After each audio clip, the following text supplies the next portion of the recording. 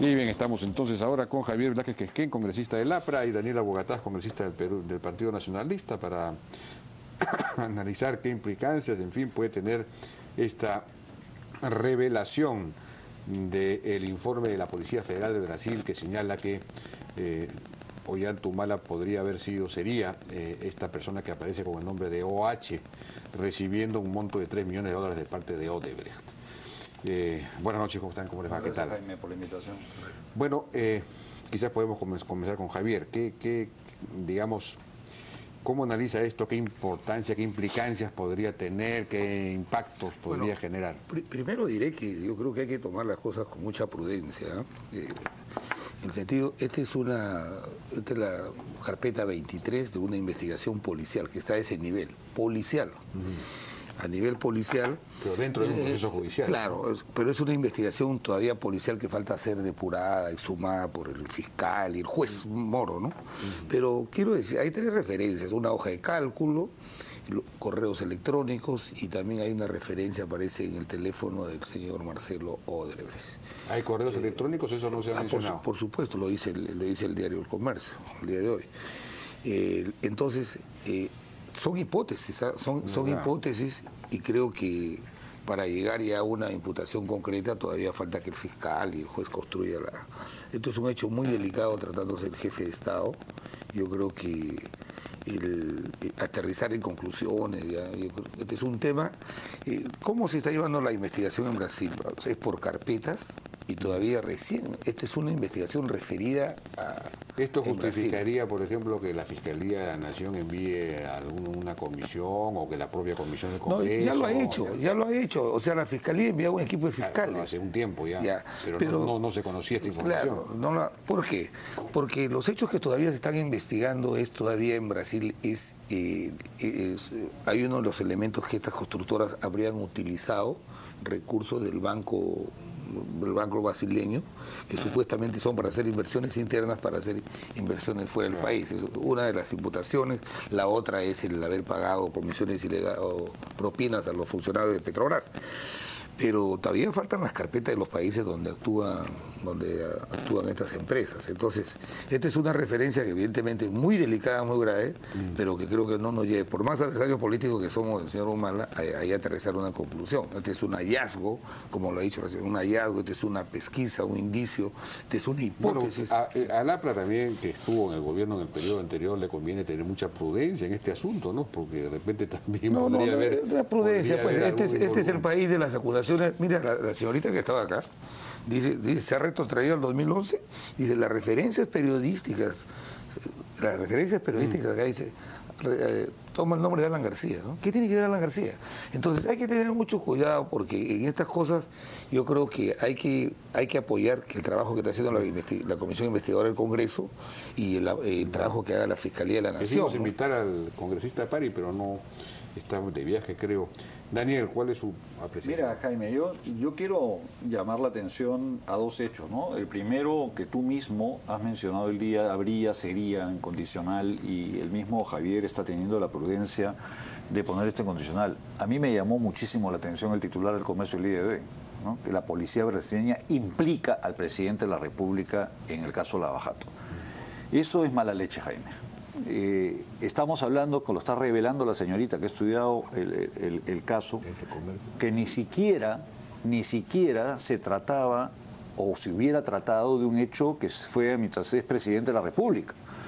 Por eso es que ahora un poco la incongruencia de la señorita Gamarra, creo que es la que estaba contigo, que dice, bueno, fue el 6 de abril, pero en ese entonces hay una referencia a unos contratos, que fue un decreto supremo que firmó Alan García.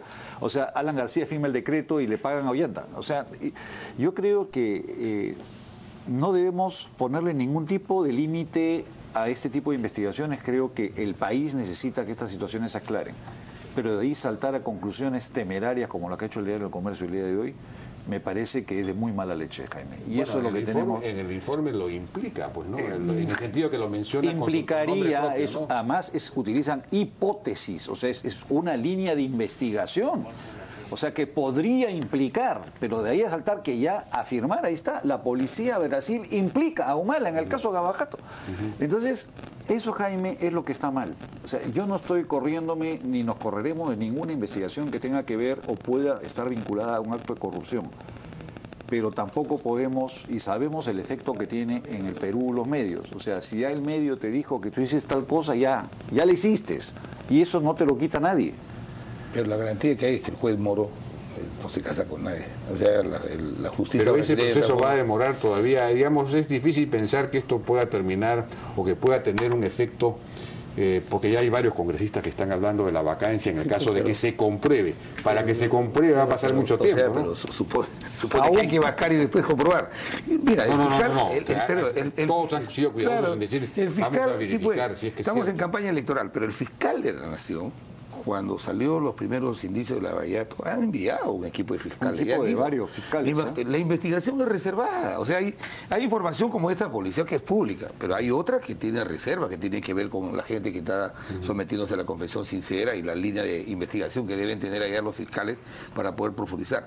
Yo creo que hay que hacer una investigación a fondo y el actual fiscal de la Nación garantiza una investigación a fondo. O sea, tarde o temprano que se sepa, que siga sus etapas y sus procesos, la investigación. Y el Parlamento Nacional, yo creo que antes que se vaya el congresista Pari como congresista, yo creo que él va a dejar por lo menos... ¿Usted no forma parte de esa...? No, Mauricio forma parte de la comisión. Yo formaba parte hasta que me suspendieron. Ah. Se le pasa el informe por correo. Entonces no estoy informado. ¿Qué avances ha tenido esa comisión? ¿Hasta dónde ha llegado? Según lo que ha informado Pari, han recibido información de la Fiscalía con bastantes indicios, pero están al nivel... De la Fiscalía del Perú. De la Fiscalía del Perú, y también han tenido un contacto con los investigadores en Brasil. Concretamente, ¿qué ha llegado? Mientras yo estuve en la comisión nunca nos pasaron ninguna información. Pari dice que tienen elementos... que dan indicios razonables de la comisión de delitos sin haber mencionado quiénes, ¿no es cierto? O sea, Pari es de Dignidad Nacional, ¿no? De la bancada. Ahora es digno, sí. Digno, ¿sí se llama? Ahora es digno, sí. Así le llaman. Los dignos, bueno, sí. los dignos. Sí, ahora es digno. Está muy bien. Bueno, eso me imagino que les debe gustar.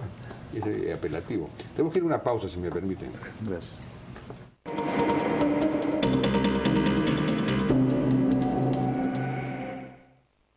¿Qué es para ti 50% menos calorías? Es echarle mayonesa a la ensalada toda la semana. Es mayonesita en la entrada y el segundo. Es premiarlos con algo rico más seguido. Mayonesa light a la cena, porque 50% menos calorías son más oportunidades para disfrutar del rico sabor de casa. ¿Cómo logramos que nuestros sueños se hagan realidad?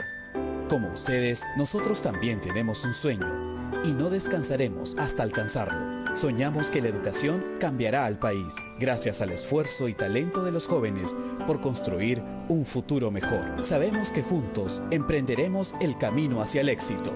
Hoy los vemos convertirse en profesionales y estamos orgullosos. Aquí en Telesub encontrarán el profesional que quieren ser mañana.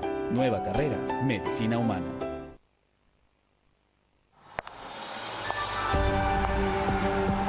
Se acercan las elecciones que definirán el futuro inmediato del Perú. Por eso, empezarás a escuchar con más fuerza que votes por uno u otro candidato. Otros te dirán que tu voto es un desperdicio, que no es un voto útil o que es un voto perdido.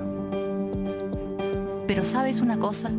El único voto que cuenta, el que te da satisfacción, Es el que decides cuando estás bien informado y cuando estás convencido de que con tu voto aportas lo mejor para el país.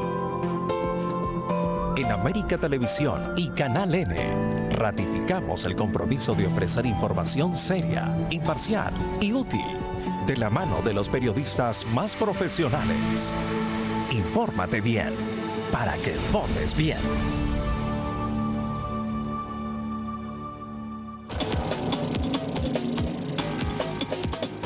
Bueno, seguimos conversando entonces con Javier Velázquez Quesquén y Daniela Bogatás. Bueno, de ser cierta esta hipótesis, que por el momento es solo una hipótesis, estos $3 millones llegaron para la segunda vuelta electoral, ¿no es cierto? Debería estar eso de alguna manera quizás reflejado en las agendas, no lo sé. Pero de eso siempre se habló, pues de que había venido plata no solo de Venezuela, sobre todo Venezuela habría sido en la primera campaña, la del 2006, sino en este caso de las empresas brasileras en la segunda vuelta o en la campaña del 2011 en general, ¿no? Bueno, de eso se comentó muchísimo, de muchas empresas brasileras, españolas, americanas. Yo creo que en el fondo de todo esto, no solamente en el caso eventualmente el nuestro, sino en el resto de los financiamientos, hay una gran verdad que nadie sabe. O sea, realmente quiénes son los que ponen la plata en el momento de una campaña. Y eso se está viendo en esta campaña. O sea, en esta campaña, a estas alturas, a 50 días, tú antes no encontrabas un panel disponible. En Lima, por ejemplo, o a nivel nacional, hoy día tienen una cubribilidad del 60%, o sea, hay un 40%. Cada operación que tú quieres hacer para financiar una campaña en este momento, la gente dice, oye, un ratito, compadre, yo no voy a ir donde el fiscal a explicar de dónde saqué la plata para poder apoyarte en tu campaña. Anda, búscate otro. Bueno, por eso, por ejemplo, Pedro Pablo Kuczynski ha tenido que renunciar a Elgarresta, creo que se llamaba, sí, a su asesor internacional, simplemente porque no tenía plata para pagarlo. Claro, pero ¿en qué estamos reduciendo la campaña electoral? Bueno, salvo que tiene plata como cancha, ese sí. Es que ese es el tema, Jaime. Y no se sabe bien de dónde vendría la plata. Claro, ese es el tema, que ahora la política peruana queda exclusivamente reservado a gente que tiene plata. Entonces la democracia es solo para una élite. El resto de los peruanos no podemos hacer participar políticamente, porque si no tienes los bolsillos de payaso no puedes participar. Entonces está quedando el señor Acuña, está quedando el señor Pedro Pablo Kuczynski, que también tiene recursos propios enormes. Ha tenido que despedir, claro, porque a su asesor. Es coñete, pero si él quisiera podría pagarlo. No es porque no tiene plata. Ya la vez pasada vendió su casa de Bujama para financiar su parte de su campaña pasada. No es porque ya no también no es porque no tiene plata, no porque cuando está pero ¿cuánta plata se necesita para una campaña? No creo que tenga $20 millones, no creo que tenga. Por supuesto que sí. Yo quería terminar la reflexión con el tema de Lavallato para decir lo siguiente. A mí me parece absolutamente inconveniente. Alan García, ¿cuánta plata tiene? Esa pregunta mejor no la hacemos. Ahí está, pero la vamos a mostrar. Ahí está. Bueno. Hemos dado un aporte a todos los candidatos, $3.000 y estamos haciendo una actividad mañana que va a dejar una buena cantidad y todo eso se va a conocer. El resto lo ponemos cada uno en las regiones del partido. Pero quiero decir lo de Lavallato, a mí me parece absolutamente que el presidente Humala, la forma como quiere responder a este tema de la investigación. Se ha traído el embajador peruano de Brasil. No, han llamado al embajador brasilero en el Perú. Pero por favor, esto no tiene por qué comprometer al Estado peruano. Este es un tema personal. Si a mí me hacen una imputación como ex primer ministro o como parlamentario, tengo que responder. No, pero las empresas brasileras, digamos, Brasil tiene una política de expansión geopolítica, digamos, tiene una geopolítica expansionista que usa a sus empresas privadas, a Odebrecht, a Camargo Correa, Petrobras es público-privada en realidad, ¿no? Público-privada. Las usa de una manera deliberada, al punto que Odebrecht contrató después al presidente Lula, cuando ya dejó de ser presidente, como especie de hombre de relaciones públicas para penetrar en los mercados de otros países. Entonces, sí es un asunto de Estado, porque habrían financiado al candidato Humala, sabiendo o pensando que iba a ser presidente, o para que sea presidente, para luego conseguir un montón de contratos y conseguir la penetración brasilera acá. Eso es un asunto de Estado. Claro, pero para el Estado de Brasil, pero el Perú, esta es una imputación a la persona del señor Ollanta Humala, ni siquiera cuando era presidente. Entonces, ¿por qué va a comprometer los fines del Estado? Si no es una Javier, discúlpame, pero cuando sale la información no dicen en qué periodo es la imputación ni nada. Entonces, si el presidente se ve implicado por una noticia que el día de ayer comienza a reventar, creo que Perú 21, con una supuesta, no, ni siquiera supuesta, porque ya hablan de implicación directa, como jefe de Estado tiene que pedir la información a Brasil. O sea, ¿qué me estás hablando? ¿Dónde sale esto? Eso es absolutamente normal. Pero lo que tú has mencionado, Jaime, es bien importante, que es la posición de los estados que se respetan y quieren desarrollarse, que es la estrategia geopolítica. Es la gran diferencia entre Brasil, Chile, Colombia, Ecuador, la misma Bolivia y Perú. O sea, ¿por qué esas empresas se desarrollan? ¿Por qué Ecopetrol? ¿Por qué las empresas brasileñas tienen un banco del Estado que les permite hacer las operaciones internacionales. Pero ya vemos la corrupción. Así que es todo terrible. Y aquí no hay corrupción, Jaime. No, pues, pero y aquí no, no hay corrupción. Aquí O sea, son, en la medida en que son empresas privadas que trabajan. No, yo lo que quiero señalar, la nación no le da plata a las constructoras peruanas para que. Lo que yo no tenemos un Bandes. Claro, un Bandes, claro. Un banco que le da plata. Yo lo que quiero señalar vía es coimas a las empresas. la debilidad en la que terminan las empresas peruanas. Cuando tú tienes a los estados participando activamente y probablemente inclusive en los procesos electorales. O sea, ¿tú qué cosa estamos pensando que OAS o las empresas españolas a la hora que participan en una campaña electoral lo hacen pensando en qué?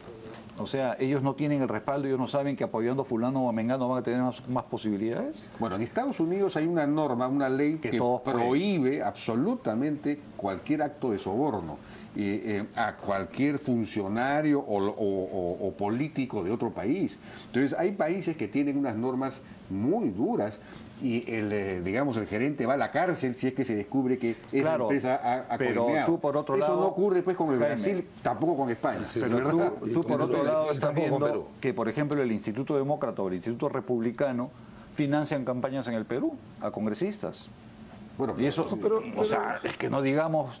Pero lo que yo quería señalar es esta participación geopolítica que tú has traído a la mesa de conversación, que es la que finalmente nos pone a nosotros y a muchas de las empresas peruanas en una situación de absoluta desventaja. O sea, las empresas peruanas tienen que competir con las normas del mercado y tú tienes empresas que vienen con el respaldo de sus estados. Pero yo creo que el nombre, digamos, de estrategia geopolítica es la ideologización de la corrupción. Y lo que hay ahí es un acuerdo. Lo que hay ahí es un acuerdo entre el Partido de los Trabajadores y Petrobras y todas las empresas constructoras estas para perpetuarse. Entonces yo le doy plata a los políticos para que se perpetúen en el poder y los políticos me granjean todas estas posibilidades de seguir actuando. Y entonces es una especie de arreglo, eso es una argolla. Es una argolla. Todo esto se disfraza con el nombre de penetración geopolítica en otros países. Por eso que no es novedad y que también está siendo implicado el ministro de Transporte Jaime de Argentina, que tienen intervenciones en Venezuela. Tiene que ver mucho con la expansión del Partido de los Trabajadores también en tema ideológico y comercial, ¿no? O sea, tampoco no hay que míralo por ese lado, ¿no? Porque ellos tienen gobiernos que simpatizan. Ahora, yo no creo de verdad que se tenga que justificar de que a un candidato presidencial lo financien y al final de cuentas para qué están las personas que llevan adelante la imparcialidad de las empresas, las comisiones, que la OCSE, que llevan adelante las obras públicas, las licitaciones. Entonces, yo creo que y muy bien se está haciendo que a través de servir todo este tipo de funciones estén llevadas adelante por verdaderos funcionarios del Estado, ahora que hay... Eso es una ilusión. Eso es una ilusión, Jaime. Esa es una ilusión. Pero si es una utopía, un día que esto se radique. Sí es cierto que el Estado debería, por ejemplo, cuando la empresa, me parece que fue Graña y Montero, en Bolivia fue expropiada por el gobierno de Evo Morales, además creo que no le pagaron nada, el Estado peruano debió protestar. Se dice, oiga, esta es una empresa mía, nuestra, peruana, ¿qué está haciendo usted? O por lo menos garantícele un pago, un justiprecio. Así es. No, pero el Estado peruano tiene una costumbre, Jaime, lo que tú señalas, cuando el Perú expropió en la reforma agraria propiedades de suizos, el gobierno suizo levantó el teléfono y le dijo al señor Velasco Alvarado, y después a los siguientes gobiernos, tú le pagas, y le pagaron. Y a muchos de los países, el Perú no tiene esa soberanía en este momento de agarrar y además de, oye compadre, tú atiendes a mi ciudadano. Te digo, porque yo tengo en mi despacho más de 15 reclamos de ciudadanos que han sido confiscados en otros países, han sido perjudicados en otros países, y la Cancillería se hace la terza. El reino de Inglaterra venía al Perú, venía su embajador en el Perú, paraba pidiendo citas a los ministros para ver el desarrollo de las empresas inglesas en el país. Bueno, hace poco ha habido, el Ministerio de Comercio debería estar en... Hace poco ha habido una reunión convocada por el embajador de Alemania con las empresas alemanas que han llamado a la ministra peruana a decirle, señores, nosotros queremos entrar en energía solar en el Perú. Sí. Manejada por la embajada de Alemania en el Perú. Claro, todos mueven sus intereses, de acuerdo, pero no hay, eso es muy diferente pues a entrar a coimear al candidato presidencial y todo lo demás. Bueno, Para ir terminando, una pregunta que ya, para salir de este tema y pasar al asunto político inmediato. Daniel, he visto que usted se ha dicho hoy día que no le cabe la menor duda de que Julio Guzmán es un candidato al Ejecutivo, digamos, algo así. Mira, resulta que el señor Guzmán también participó en la comisión de transferencia del gobierno del señor de Alan García con el nuestro, cosa que me he enterado el día de ayer. Yo averigüé efectivamente como parte del equipo de transferencia del Ministerio de Economía. Junto con Félix Jiménez ahí y está, claro, ahí está la madre del Cordero. O sea que formaban parte del meollo. Y 60 de sus candidatos al Congreso son trabajadores, han sido trabajadores o consultores del Ministerio de Economía y Finanzas. Entonces, ¿cómo no me vas a decir que este señor es el candidato del Ejecutivo? O sea, si yo, Daniel Aguatás, me he parado sacándome los ojos con el Ministerio de Economía, con el Ministerio de Comercio Exterior, con el Ministerio de Producción, y ahora dicen que ese es que yo represento al gobierno y ese señor no lo representa, ese señor ha venido tomando leche de la mamadera del Ministerio de Economía y Finanzas hasta hace un mes. Y él y todo su entorno, su jefa de prensa, sus asesores, su vicepresidenta, todo es gente vinculada. Entonces, ahora, lo que sí es deshonesto. Él sería el verdadero candidato, entonces, digamos, del Ejecutivo lo firmo. Del señor Miguel Castilla, del señor Segura y de los intereses que ellos defienden, lo firmo ahorita. Más arriba tendrán que responder quienes tengan que responder. Bueno, pero Nadine Heredia salió a defender, digamos, a criticar al Jurado Nacional de Elecciones por... Pero ¿quién trabajaba así de la mano con Miguel Castilla? Era Nadine Heredia. Mira, yo no voy a poner situaciones en terceras personas. Yo lo estoy afirmando con conocimiento de causa. Y mira, el señor, digamos, si ya no sigue la gran transformación o él sigue la gran traición o no sé qué cosa es lo que siga, que se saque la máscara y que lo diga. De repente, pues es un candidato que tiene... Pero si tú representas el continuismo, soy el... No, me presento, yo soy el cambio. ¿Cuál cambio? O sea, vienes trabajando hace 10 años para el gobierno y ahora vienes a manifestar el cambio. O sea, eso a mí me parece una deshonestidad y eso hay que denunciarlo. O sea, si tú te estás presentando con estas credenciales y resulta que eres un farsante, no, a mí realmente ese tipo de situaciones me repugnan, Jaime. ¿Cuál es su opinión, Javier, sobre este asunto? ¿Está de acuerdo, seguro? Absolutamente. Yo sí creo que es candidato de la señora Nadine Heredia. Es candidato. Tanto como eso. Bueno, ella intervino, le pidió al Jurado Nacional de Elecciones... Pero además te digo que... Y Daniel no lo pero pero Guzmán ha tenido, digamos... Que la señora ha tomado distancia, él ha tomado distancia. Evidentemente, pero hoy ha sido 4 años. No solamente ha estado en la Comisión de Transferencia, sino ha sido viceministro, ha sido secretario general de la Presidencia del Consejo de Ministros. Está muy cerca de la toma de decisiones del gobierno. Y como dice Aguatás, no es honesto pues aparecer como que el hombre que está promoviendo el cambio cuando has participado de un gobierno al que tienes que asumir el activo y el pasivo. A nosotros no nos quepa la menor duda. El pasivo me lo cargan todo a mí. O sea, todo el pasivo, sí, claro. Anda, tú caminas por la calle y la gente cómo te para y te dice. O sea, yo sí tengo que dar la cara, yo sí tengo que estar con la gente en la calle diciéndole, señores, ustedes hicieron esto y no lo hicieron. Sí, señor, por esta razón. Ellos no. Eso es la gentita, pues, Jaime. Esa es la gentita la que puede con sueltos de 30.000 soles, eso sí pueden. Yo les agradezco su participación a Daniel Aguatás y Javier Velázquez. Muchas gracias. Gracias. Vamos a una pausa, regresamos ahora con Jessica Clavijo del Jurado Nacional de Elecciones para ver precisamente los casos que está resolviendo el jurado, cómo se resuelven, cuáles son los temas.